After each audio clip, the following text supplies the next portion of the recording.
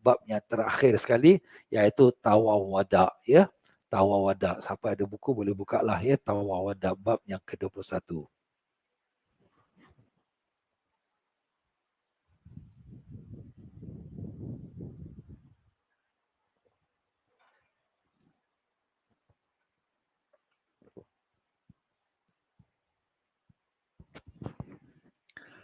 Tawaf wadak ni dia boleh baca wadak, boleh baca widak. Biasalah orang panggil tawaf widak. Wadak pun boleh, ya. Maknanya selamat tinggal, selamat, ya. Kita meninggalkan kota Mekah. Macam kita datang rumah orang, kita nak keluar pada rumah orang tu, kita ucap salam lah. Kita ucapkan salam, kita nak keluar rumah, minta izin. Macam tu lah dia tuan-tuan, ya.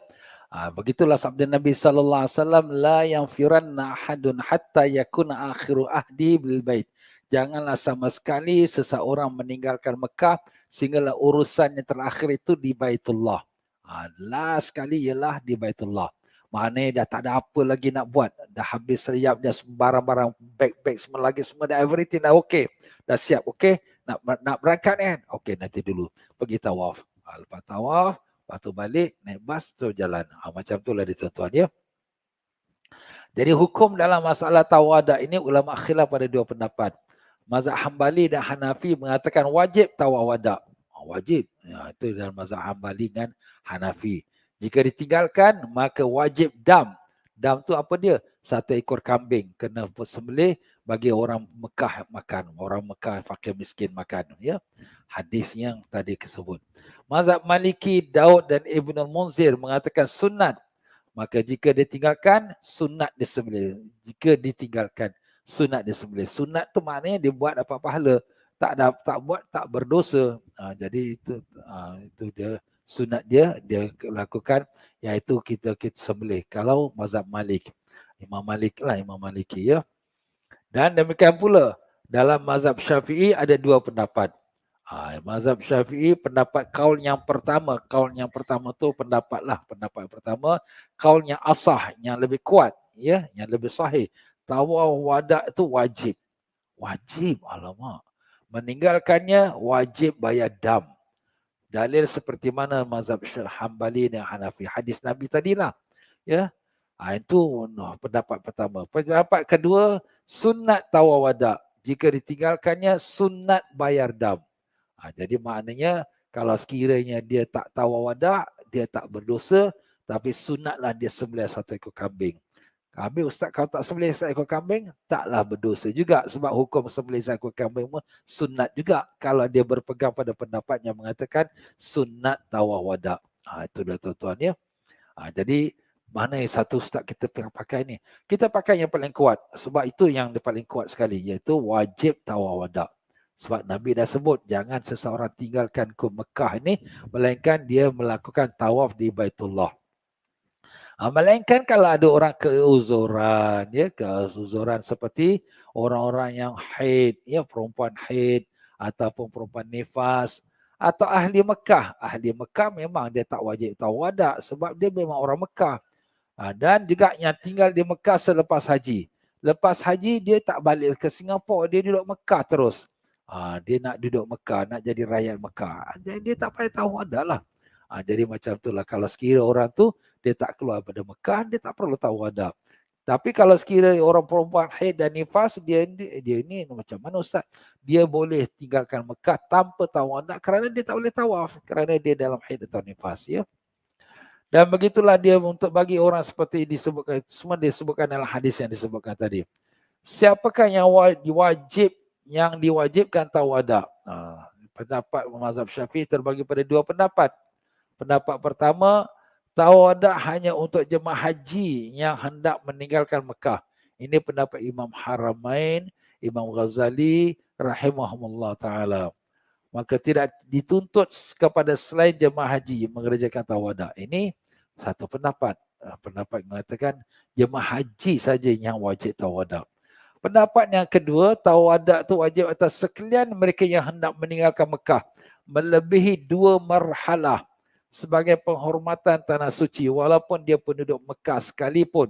Ini pendapat jumhur ulama Syafi'i. Jadi maksud di sini bahawa pendapat kedua mengatakan Walaupun dia orang Mekah sekalipun, dia nak keluar daripada Mekah tu lebih pada 2 marhalah. 2 marhalah tu apa? 82 kilometer. Lebih pada 82 kilometer dia nak pergi, dia kenalah tawada. Tapi hukum tawada itu antara wajib dengan sunat lah. Yang tadi kita sebut. Tapi siapa yang wajib? Yang wajib ialah siapa saja yang duduk di Mekah nak meninggalkan Mekah. Orang buat haji, orang buat umrah, orang yang datang ziarah, orang yang visa turis, orang yang datang jalan-jalan, tak kira siapa pun. Siapa yang ada di Mekah, dia nak meninggalkan Mekah melebihi 82 kilometer dia punya nak belayar, dia diwajibkan melakukan tawaf wada. Dia diperintahkan tawaf wada. Apakah perintah wajib atau sunat? Itu perkara yang telah kita sebut tadi. Ada 2 pendapat lah ya. Itulah dia tuan-tuan dan puan-puan. Jadi ini termasuk juga kalau sekiranya para jemaah yang nak pergi ziarah ke Taif.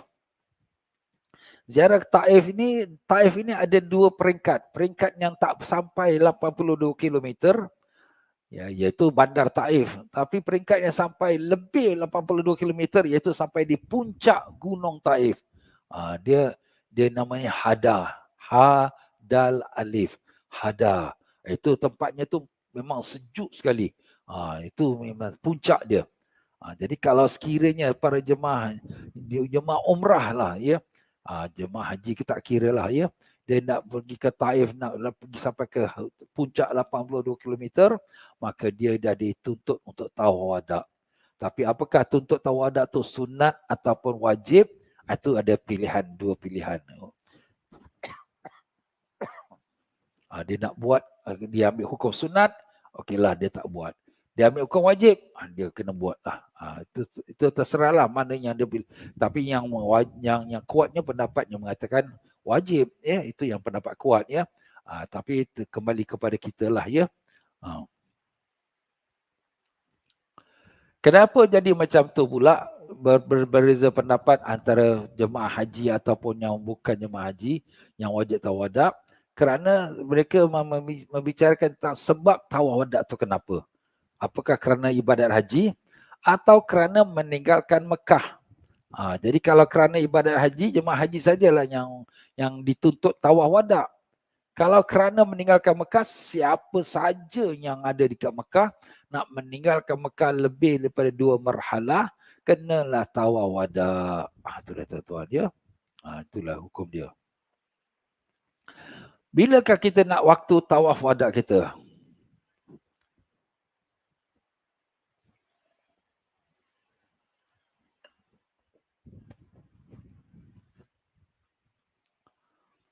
Waktu tawaf wada ini dia ada beberapa pendapat yang berbeza ya. Dalam hadis ini Nabi sebut the last moment, saat terakhir sebelum dia berangkat keluar Mekah, kita hendaklah tawaf wada. Jadi hukum meninggalkan tawaf wada ni sebagaimana kita dah sebutkan tadi, pada pendapat yang mengatakan tawaf wada adalah wajib, maka jika meninggalkannya adalah dianggap derhaka dan wajib dia kembali ke Mekah untuk tawaf wada. Kalau dia ambil pendapat yang wajib lah. Wajib tawaf wada ni. Kita belum tawaf lagi. Kalau kita balik Mekah. Tawaf wada. Tu wajib lah bagi orang yang mengambil hukum wajib. Jika dia kembali selepas 2 marhalah, maka tetap wajib dam atasnya. Mana dia sudah keluar daripada Mekah lebih pada 82 km. Kita belum tawaf wada lagi ya. Balik Mekah. Tapi kita wajib bayar dam juga. Dam tu sembelih seekor kambing lah. Kenapa? Sebab kita sudah langgar syarat siapa yang keluar Mekah 82 km lebih, dia wajib tawaf wada. Kalau tidak, dia kena bayar dam. Jadi sudah wajib kena bayar dam. Itu pada pendapat yang mengatakan wajib lah. Kalau kita nak pegang pada pendapat kata wajib. Tapi terserahlah ya. Jika suci wanita haid dan nifas sebelum berpisah dari perumahan Mekah, maka wajib tawaf wada. Wanita uzur tak wajib tawaf wada. Tapi bila dia nak keluar Mekah, dia belum keluar daripada bandar Mekah lagi. Masih lagi dalam on the road lagi. Nak keluar Mekah, dia dah bersih pula. Wajib dia balik, dia mandi, dia kemudian pergi tawaf wada. Macam tu sekali. Itu pada pendapat yang mengatakan wajib tawaf wada ya. Jika ditinggalkan tawadak kerana uzur syar'i selain haid dan nifas seperti wanita istihadah atau yang sakit salasil baul tu kencing-kencing ya. Luka darah yang mengalir yang kesemuanya itu bimbang mengotori masjid, maka tidak dikenakan dam. Dia tak tahu awak kenapa. Darah luka ustaz. Ini nanti mengalir kat dalam tempat tawaf, nanti kotor nanti masjid nanti. Ataupun saya ini penyakit, ada kencing-kencing tak habis-habis ke. Ni jadi dia taklah dia diwajibkan untuk tawaf wada ya. Jadi sekarang ini kita bertanya, apakah mencukupi tawaf wada tanpa tawaf, apakah mencukupi tawaf ifadah tanpa tawaf wada? Apa tu tawaf ifadah? Tawaf ifadah tu tawaf haji. Rukun haji lah. Jadi kalau kita dah nak balik ke Singapura atau nak pergi ke Madinah, kita nak completekan rukun haji kita. Kita tawaf haji. Dah tawaf haji? Okeylah Ustaz. Cukuplah, tak payah tawaf dah lagi lah. Saya dah tawaf dah ni. Tapi apakah memadai tawaf haji itu? Jadi tak payah lagi tawaf wada. Inilah dia punya soalan dia. Jemaah yang mengerjakan tawaf ifadah di waktu hendak meninggalkan Mekah, apakah perlu melakukan lagi tawaf wada? Ulama berdua pendapat. Pendapat jumhur ulama Syafi'i tidak cukup.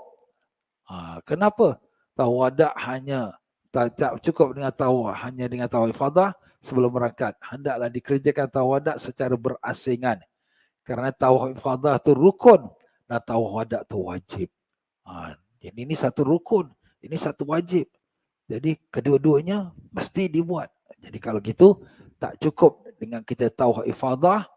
Oh, aku dah buat tawaf ifadah. Cukuplah, tak payah nak buat tawaf wada lagi. Tak ada. Kau kena buat tawaf wada juga. Kenapa? Kerana tawaf wada tu wajib. Yang ini rukun. Jadi dua-dua kena buat. Pada pendapat yang mengatakan tawaf wada tu wajib. Ya, kalau kita nak ambil pendapat mengatakan tawaf wada tu sunat, maka sunatlah ya. Mana sunat tu tak wajiblah dia buat kali kedua. Dan yang pendapat kedua mencukupi tawaf ifadah untuk tawaf wada kerana jemaah itu diperintahkan agar akhirnya berada di Baitullah. Kan hadis kita dah sebut tadi, Nabi dah sebut jangan tinggalkan Mekah melainkan the last moment di Baitullah. Ini dah Baitullah lah, aku dah tawaf lah ni. Tak kira lah tawaf wada ke, tawaf ifadah ke, tawaf haji ke, aku dah buat tawaf lah ni. Jadi ini pendapat yang kedua mengatakan dan memadailah satu tawaf itu, tawaf ifadah itu sebagai merangkumi 2 in 1, iaitu tawaf ifadah dan tawaf wajib, iaitu tawaf wada. Itulah tuan-tuan dan puan-puan rahimakumullah tentang beberapa masalah-masalah yang dalam kita nak melakukan tawaf wada ya. Dan adab-adab tawaf wada, iaitu kalau kita dah lepas tawaf wada, apakah dia punya adab-adabnya? Iaitu kita lepas semayang, kita pun baca doa di Multazam dan di antara Hajar Aswad dengan Kaabah. Dan kemudian kita pun berangkatlah, tak perlu kita jalan kostan. Ada orang dia jalan kostan kan, dia tengok Kaabah, dia kostan, tak perlu ya. Cuma kita jalan tu dengan penuh rasa hampa sedih kerana meninggalkan Kaabah. Sekali-sekala kita menoleh tengok pada Kaabah.